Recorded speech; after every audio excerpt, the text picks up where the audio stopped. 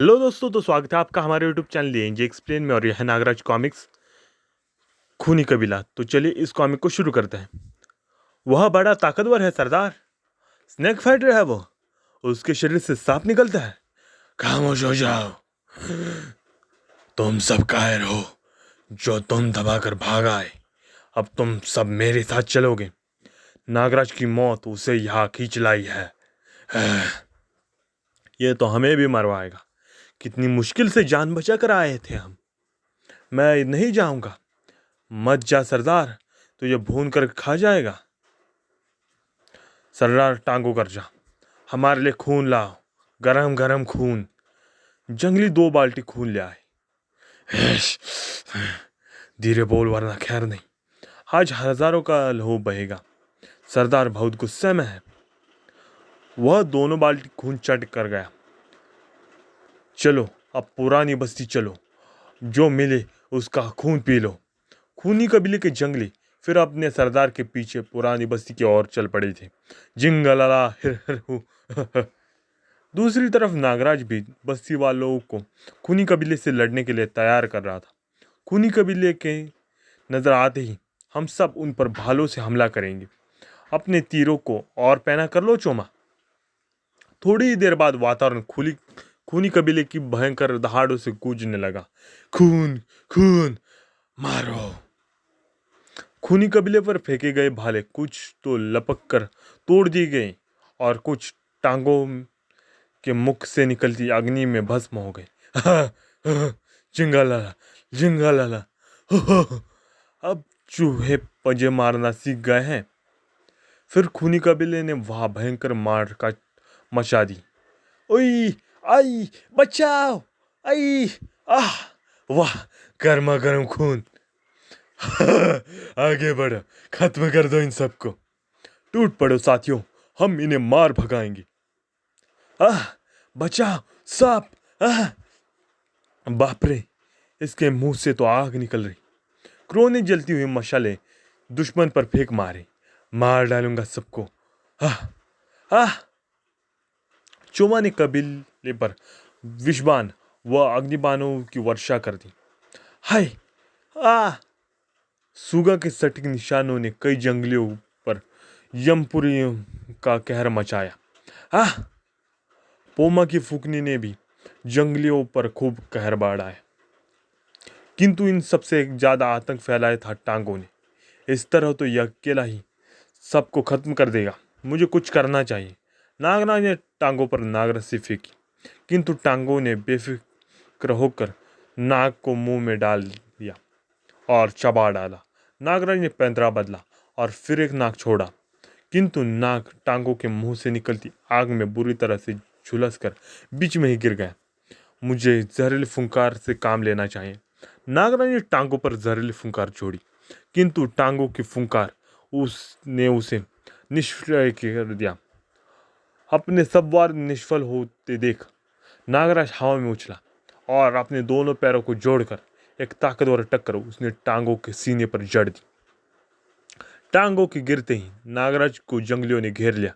पकड़ लो इसे और खूब मारो, जिंगल हला, हुर हुर, हा हा। नागराज शीघ्र ही संभल गया और जंगलियों पर टूट पड़ा। देखते ही देखते नागराज को घेरे हुए सभी जंगली धराशायी हो चुके थे। आई, मार डाला, आ। मैंने तो पहले ही कहा था और मना भी किया था। हाय, मैं तो उड़ भी नहीं सकूंगा। अपने साथियों की दुर्गति देखकर क्रोधित होकर टांगो नागराज पर झपट पड़ा और बोला, अगर तेरे शरीर से नाग निकलता है तो मेरे मुंह से भी आग निकलती है नागराज। अरे, मैं तुझे भस्म कर दूंगा। ओह। जिसके बाद टांगो ने अपनी आग नागराज पर फेंकी, जिसके बाद नागराज अपने मन ही मन बोलता है, आह, बड़ी भीषण गर्मी है, मुझे इससे बचना ही होगा। नागराज की औलाद नाग। इधर सुगा अपनी तरफ बढ़ते आए उन जंगलियों पर निरंतर चाकू बरसा रहा था, पर नागराज का कहीं नजर नहीं आ रहा कि तभी सुगा के हाथों से एक चाकू गिरा दिया गया था। एक पत्थर सुगा के हाथ पर आ कर लगा हुआ था और मौके का फ़ायदा उठाकर जंगलियों ने सूगा पर भी हमला करके उसे भी बंदी बना लिया था। ले चलो इसे कबीले में। टांगों ने पोमा वाले पेड़ पर फुंकार मारी, जिस वजह से टांगों की फुंकार की वजह से पोमा भी नीचे आ गिरा। पकड़ लो इसे, बांध कर कबीले ले चलो, देवता को बलि चढ़ाएंगे। जंगलियों ने उससे बंदी बना लिया। झिंगा लला हर हर। इसी तरह चोमा का धनुष भी एक तेज हथियार ने काट दिया और वह भी बंदी बना लिया गया। तभी जंगलियों ने बस्ती में आग लगा दी।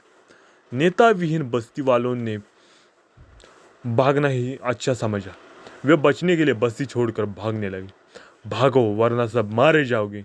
आह, भागे का कहा, अपने आदमी चारों तरफ फैला दो, सुबह होते ही पकड़ा जाएगा। सरदार, नागराज यहाँ कहीं नहीं है, लगता है वह भाग गया।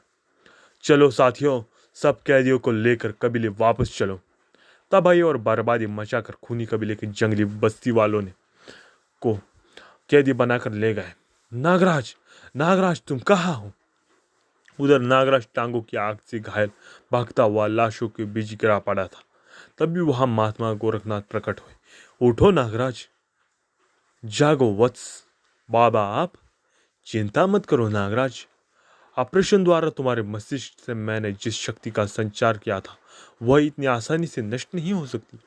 लेकिन बाबा, उसके मुंह से तो आग निकलती है, अन्यथा आग भी तुम्हारा कुछ नहीं बिगाड़ सकती नागराज। बल्कि धधकते हुए ज्वालामुखी भी तुम्हें क्षति नहीं पहुंचा सकेगी। वो कैसे बाबा? उसके लिए तुम्हें कोबरा घाटी जाना होगा। वहां महर्षि ज्वालानाथ जी रहते हैं। इस मुसीबत से वही तुम्हें निकाल सकते हैं। लेकिन बाबा, ये कोबरा घाटी है कहाँ?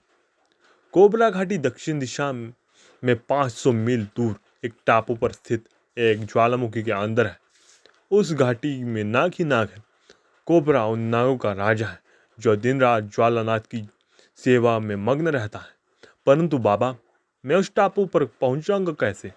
नागराज, उस ज्वालामुखी के पास 5 और ज्वालामुखी है, जिनमें से हर समय लावा निकलता रहता है।